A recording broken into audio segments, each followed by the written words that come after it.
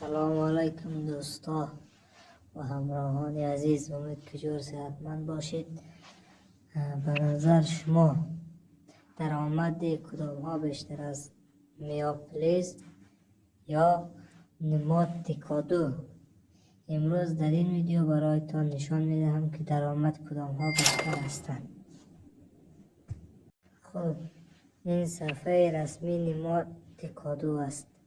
بریم درآمد این رو چک کنیم چقدر است، کدام هایش بیشتر است. خب اینم بخش درآمدزاییش. نماد تیکادو در سال 2022 کانال خود را درست کرد.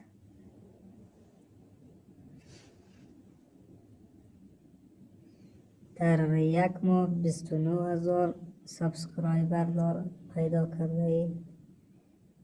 در یک ماه 11 میلیون بازدید.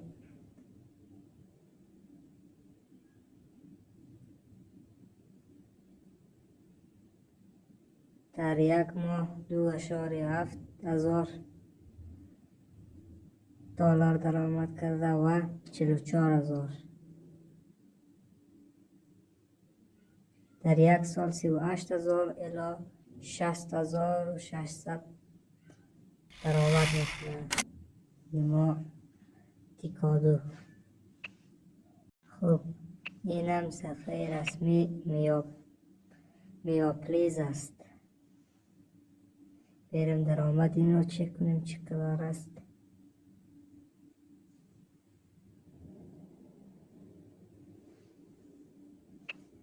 اینم بخش درآمدزایی میاپلیز است. میاپلیز در سال 2017 کانال خود را درست کرده است.